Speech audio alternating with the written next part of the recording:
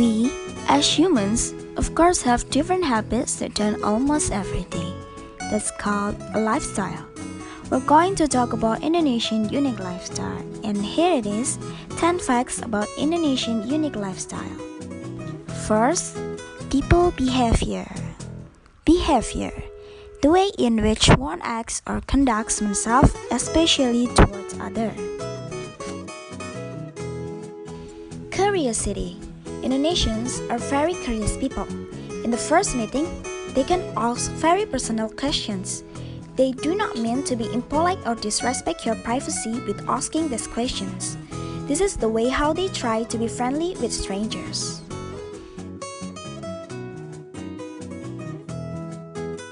Staring. Sometimes, when you are in public, you will feel yourself the object of staring. There is really nothing you can do about it. No matter how uncomfortable you are, it will always happen.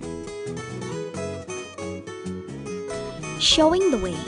Indonesian people are not used to read map and better to ask several different people how to get to the place. Like Indonesians, even if they don't know, they want to help and say things that they think they know. Can you show me the way to the city, ma'am? Of course, just following this way. If you see the big house in the end of the street, you have to turn left, turn right, turn left again. Oh, okay, thank you. Second, eating habits.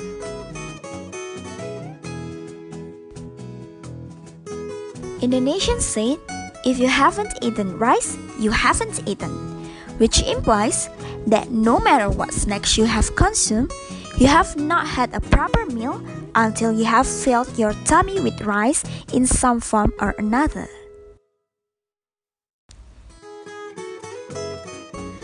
Mostly, Indonesians use hands to eat food. It's called muluk. Indonesian used to eat fast and silently.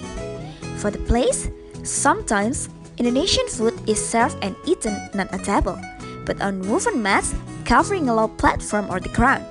This style of eating is called lesehan. The third, working hours. Mostly, small shops or eating places doesn't have working hours in Indonesia. One day, they can be open at one time and next day until at another. The activities, school, work, and etc. usually start at 7 until 7:30 am.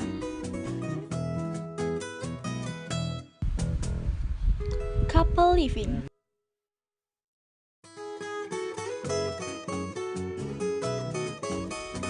It's taboo and immoral if in the same place lives a couple who is not married, especially in the village. Even if the couple is foreigners, most of communities don't accept them and don't let rent a place there. The owner will ask for a wedding certificate before renting his place to a couple. There can be exceptions depending on the community leader liberality. Toilets. Mostly in toilets, there is no flushing system, so you need to use water from container. Also, most places has Turkish style squat toilet. You can find sitting style as well, but don't expect that it will be everywhere. Indonesian people do not use toilet paper, but they wash themselves with water, always available in WC. Indonesian people use the left hand to wash themselves, while they keep the right hand to shake hands and to eat. If you cannot do without toilet paper, always keep with you package of tissue.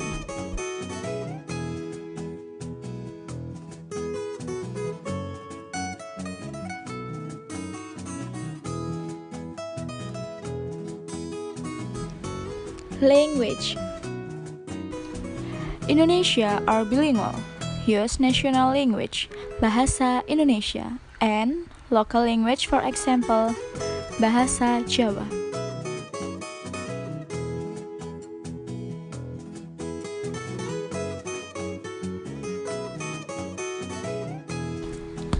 Religion.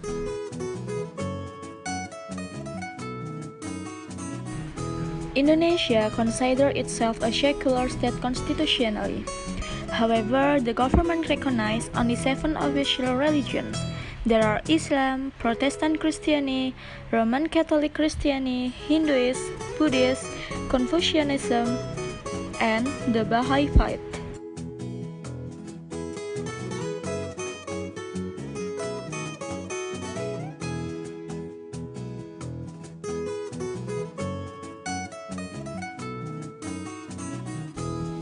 Sports.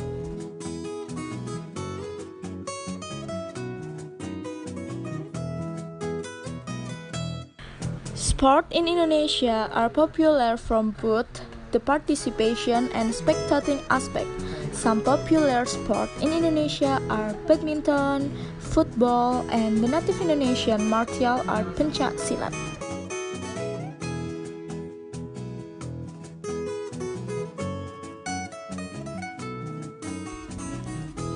Education.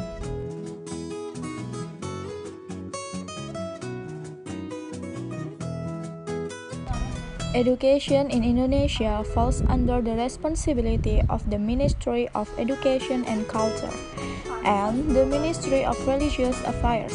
In Indonesia, all citizens must undertake 12 years of compulsory education, which consists of 6 years at elementary level and 3 each at middle and high school levels. Islamic schools are under the responsibility of the Ministry of Religious Affairs.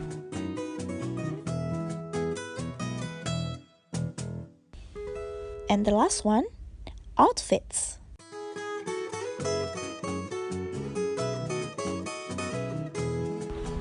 Every Indonesian wears traditional clothes is called batik. Batik is a technique of wax resist doing applied to wool cloth made by hand manual and batik tools. This technique comes from Indonesia. Batik is made either by drawing dots and lines of the resist with a support tool called a canting, or by printing the resist with a copper stamp called a cap. The applied wax resist does and therefore allows the artisan to color selectively by soaking the cloth in one color, removing the wax with boiling water, and repeating if multiple colors are desired.